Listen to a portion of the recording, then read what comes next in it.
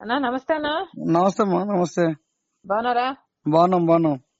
అన్నా అన్న ఇప్పటికి కూడా ఆలస్యం కాలేదన్నా. నెక్స్ట్ టైం మీకు తప్పకుండా ఆపర్చునిటీ ఇస్తానా.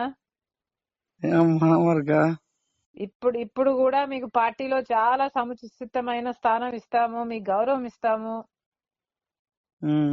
మీరు సొంతం అన్నా మీరు ఇట్లా చేస్తే ఎట్లా అర్థం చేసుకోకుండా? అన్నా నేనైతే మీకు ఇయ్యాలనే అనుకున్నానన్నా, కానీ రఘువీరారెడ్డి గారు ఆరకు సిపిఎం కి ఇచ్చేశారు. నేను మిమ్మల్ని అకామిడేట్ చెయ్యకుండా చెయ్యాలని నా ఉద్దేశం మొదటి నుంచి కాదు.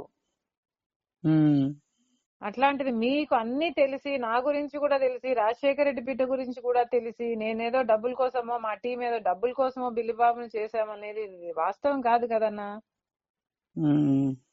మరి ఇట్లా ప్రచారం చేయడం కూడా కరెక్ట్ కాదు కదా. మీరు నేను ఏం ప్రసారం చేయలేదు మీ గురించి. ఏమో అన్న అసలు బాగలేదు. అసలు బయట నేనైతే ఇక్కడ మీ గురించి గాని పార్టీ గురించి గాని ప్రసారం నేను చేయలేదు. సరే అన్న ఇప్పటికి కూడా ఆలస్యం కాలేదు. మీరు రెబల్ కాకండి. నెక్స్ట్ టైం తప్పకుండా అవకాశం ఉంటుంది. ఇప్పటికైనా అన్నగా పిలుస్తున్నా అన్న, కమ్ బ్యాక్. అదే నేను పార్టీకి గాని నేను మరొక మీకు గాని నేను ఎప్పుడు వ్యతిరేకాన్ని కాను. కానీ నాకు అన్యాయం జరిగింది ఆ రోజు. నేను కాదంటం లేదు అన్నా, నేను కాదంటం లేదు. కానీ జీవితంలో కొన్నిసార్లు ఇట్లాంటివి జరుగుతాయి.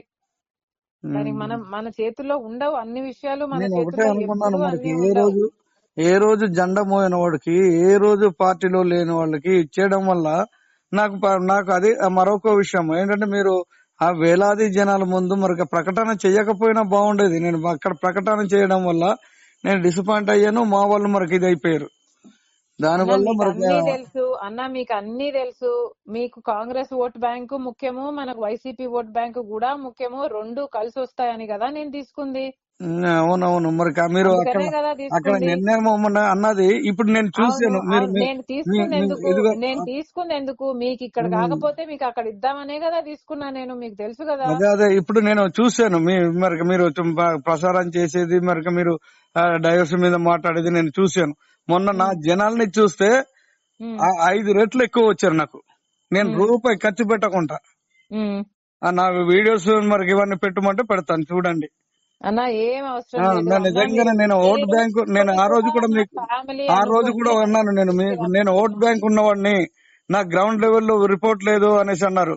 నేను నాకు గ్రౌండ్ లెవెల్లో నా రిపోర్ట్ ఏంటో, నేను 5 సంవత్సరాల నుండి మరికి చేసిన రిపోర్ట్ ఏంటో, నేను ఆయనకి రేపు మరికి ఎన్ని ఓట్లు వస్తాయి, నాకు ఎన్ని ఓట్లు వస్తాయి చూడండి. నేను దాని మీద అయితే నేను ఎక్కడ వెళ్ళాను. నేను కాంగ్రెస్ పార్టీకే ఉంటాను. నేను వేరే పార్టీకి నాకైతే ఇష్టం ఉండదు కూడా. మీరు ఇప్పుడు ఇండిపెండెంట్ గా పోటీ చేస్తే ఇంకా కాంగ్రెస్ పార్టీ గురించి మర్చిపోండి. మర్చిపోమంటే నేను మర్చిపోతాను. మర్చిపోండి. మీకు ఇప్పుడు మాత్రమే అవకాశం ఉంది మళ్ళీ కుటుంబంలోకి రావడానికి. ఇప్పుడు మాత్రమే అవకాశం ఉంది. మీరు రెబల్ గా వేసుకున్నాక, మీరు పోటీ చేసినాక, కాంగ్రెస్ పార్టీకి డామేజ్ చేసినాక మళ్ళా మీరు కాంగ్రెస్ లోకి రావచ్చు అనుకోవడం. నా భవిష్యత్తే డామేజ్ అయింది. నాకు ఇంకేముంది మరి. అదే అన్న, ఇప్పుడే ఆలోచించుకోండి. మళ్ళీ మీకు కాంగ్రెస్ పార్టీ అవసరము అనుకోని ఎన్నిక వస్తే మీకు ఇక్కడ స్థానం ఉండదు. మంచిదే కదా. అదే అన్న, మీరు ఇప్పుడే ఆలోచించుకోండి. ఏమైనా మీరు ఇప్పుడే ఆలోచించుకోండి. అవునవును, సరే అన్న, మంచిదే. ఓకే.